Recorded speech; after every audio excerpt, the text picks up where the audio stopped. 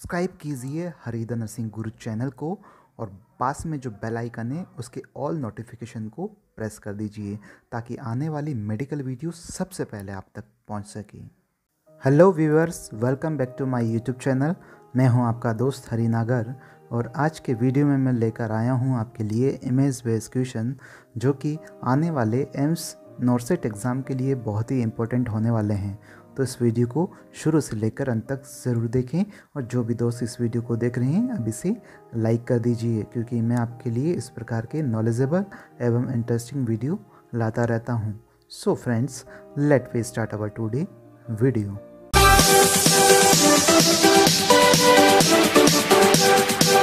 सबसे first image आती है identify the name of procedure. So name is carotid duplex. So carotid duplex में क्या होगा, इस प्रोसीजर में कैरोटिड आर्टरी का अल्ट्रासाउंड किया जाता है। कैरोटिड आर्टरी जो कि नेक के अंदर लोकेटेड होती है, जो कि ब्रेन को ब्लड सप्लाई एवं ऑक्सीजन सप्लाई प्रोवाइड करती है। इस प्रोसीजर में यह चेक किया जाता है कि कैरोटिड आर्टरी का ब्लड फ्लो इफेक्टिव है या नहीं है। नेक्स्ट आता है identify the name of procedure. So name is electromyography. So electromyography means electro means electrical activity, myo means muscles, graphy means visual presentation. So electromyography is visual presentation of electrical activity of muscles. तो इस procedure के द्वारा यह चीज़ check की जाती है कि हमारी बॉडी की मसल्स अच्छे से वर्क कर रही है या नहीं कर रही है। इस प्रोसीजर में इलेक्ट्रोड्स को स्किन से अटैच किया जाता है अथवा मसल के अंदर इंसर्ट किया जाता है और चेक किया जाता है कि मसल्स में इलेक्ट्रिकल एक्टिविटी सही है या नहीं है। नेक्स्ट आता है identify the name of procedure. So procedure name is laryngeal electromyography.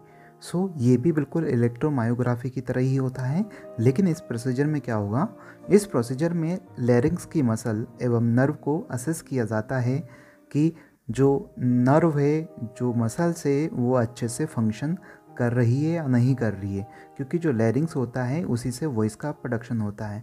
अगर उसका मसल्स अच्छे से वर्क नहीं करेगा, नर्व अच्छे से वर्क नहीं करेगी, तो वह व्यक्ति अच्छे से बोल नहीं पाएगा।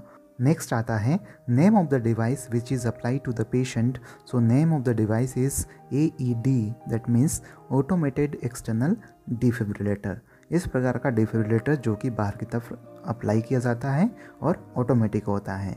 यह एक पोर्टेबल डिवाइस है। पोर्टेबल मीन्स जिसको आप कहीं भी अपने साथ ले जा सकते हैं।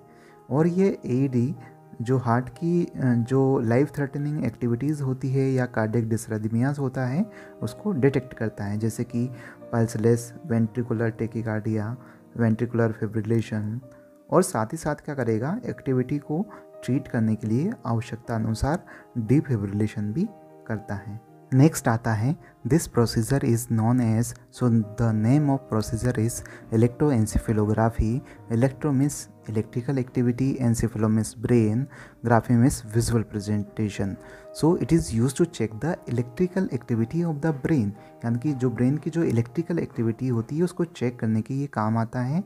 और जो भी न्यूरोलॉजिकल प्रॉब्लम्स है उसको ये डिटेक्ट करता है, जैसे कि सीजर्स। नेक्स्ट आता है identify the name of device. So the name of the device is video stroboscopy. इस प्रोसीजर के द्वारा लैरिंक्स के अंदर जो वोकल कॉर्ड होती है उसकी फंक्शनिंग को चेक किया जाता है कि जो वोकल कॉर्ड है वो अच्छे से फंक्शन कर रही है या नहीं कर रही है, या वो अच्छे से वाइब्रेट कर रही है या नहीं कर रही है। नेक्स्ट आता है this test is known as. So name of the test is tilt table test. इस टेस्ट में पर्सन की पोजीशन को क्विकली चेंज किया जाता है एवं पता लगाया जाता है कि हार्ट रेट एवं ब्लड प्रेशर में क्या चेंज आ रहे हैं। तो जब भी हम पोजीशन चेंज करते हैं तो व्यक्ति को एक तरीके से चक्कर भी आ सकता है, जैसे कि आपने देखा होगा जब व्यक्ति बैठा रहता है एवं तुरंत खड़ा होता है तो उसको चक्कर आ जाते हैं, वो नीचे की तरफ गिर जाता है। नेक्स्ट आता है identify the name of procedure.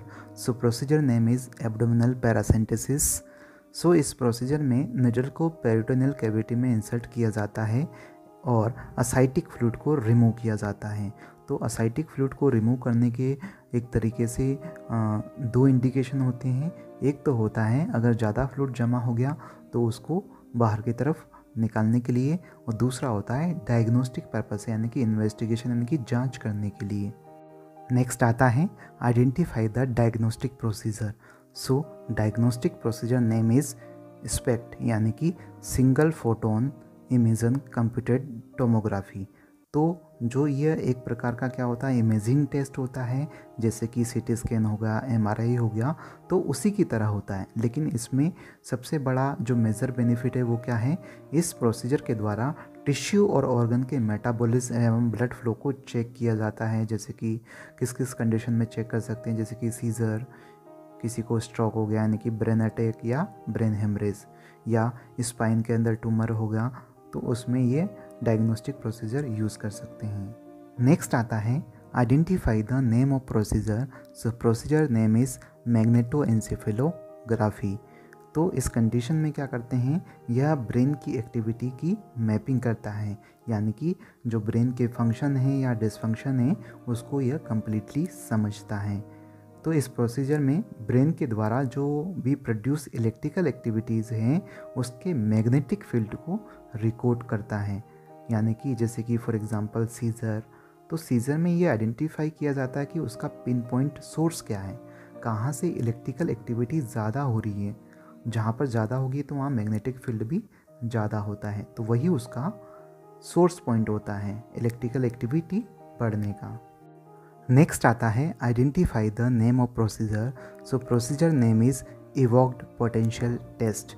तो इस प्रोसीजर में क्या होगा, कोई भी साउंड हो गया या पेशेंट को टच करना या पेशेंट को इमेज दिखाना, तो उसके द्वारा ब्रेन की जो इलेक्ट्रिकल एक्टिविटीज़ हैं उसको स्टिमुलेट किया जाता है। ठीक है, तो जब भी हमारी नर्व इन चीज़ों को देखकर स्टिमुलेट होती है तो वो सिग्नल नर्व के द्वारा ब्रेन को पहुंच जाता है, और ब्रेन से जो भी अटैच इलेक्ट्रोड्स होते हैं उस सिग्नल को डिटेक्ट कर लेते हैं और यह चीज़ कंप्यूटर पर डिस्प्ले होने लगती है। तो इस प्रकार का जो टेस्ट होता है वो नर्व से रिलेटेड जो भी प्रॉब्लम है उसको आइडेंटिफाई करने के काम आता है, जैसे कि मल्टीपल स्क्लेरोसिस। नेक्स्ट आता है name of the therapy. So it is a negative pressure wound therapy.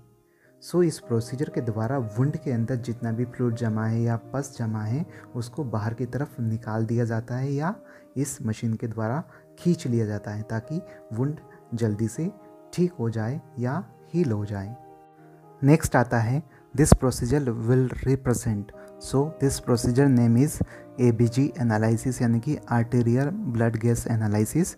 तो इस एनालिसिस में क्या किया जाता है, जो आर्टरी के अंदर जो भी ब्लड है उसकी गैस का एनालिसिस किया जाता है कि कहीं कम तो नहीं है या कहीं ज़्यादा तो नहीं है।